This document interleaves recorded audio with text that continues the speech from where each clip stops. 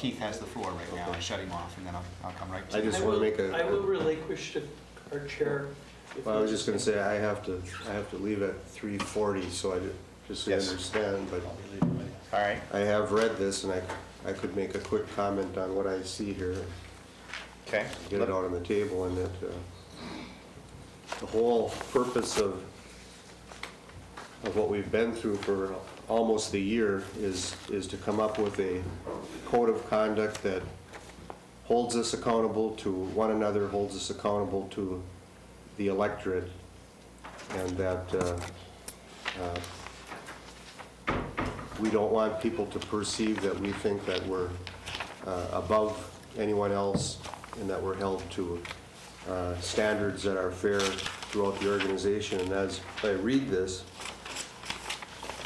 you can go down like item number 2, political participation. We are being held to Minnesota statute. Officials shall not use county funds, equipment, supplies, employees, or facilities in support of candidates, political organizations. That is in this code of conduct. Conflict of interest, we're held to the county board resolution number 104.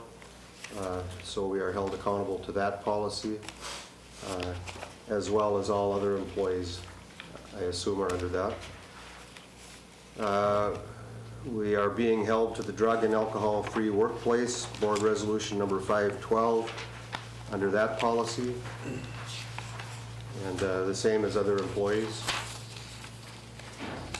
Number 5, discrimination, harassment, retaliation, and workplace violence, see County Board Resolution number 494, and it says here that all elected county officials have a responsibility to conduct themselves in a manner that contributes to a safe, accepting, and supportive workplace environment.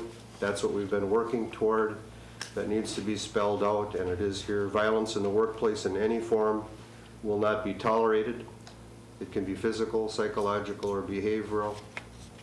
And it is the intent of the Code of Conduct to ensure that everyone associated with St. Louis County, including elected officials, employees, customers, contractors, and visitors, are not threatened by any actions or conduct.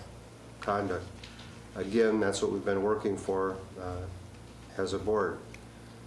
The educational programs I see in here that, it refers to the menu of training programs that we have, and that each elected official is encouraged to attend one internal or external code of conduct training per year. And if this is the motion that gets on the floor, I would publicly say that I would commit to that, and I think everybody else could make a similar statement if they wanted to.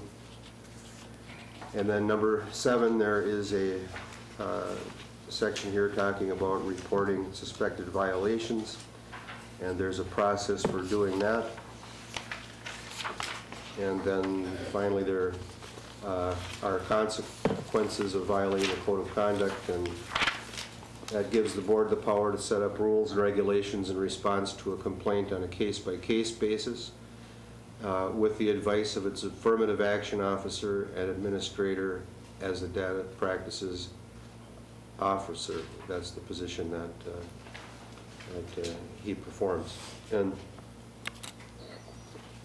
I think that we are at a point where we've brought this along far enough, and I would support this. Is it a perfect document? I haven't seen one yet. Could it be improved in the future? Maybe it could, and I think the test will be the first case that comes before us, and to see how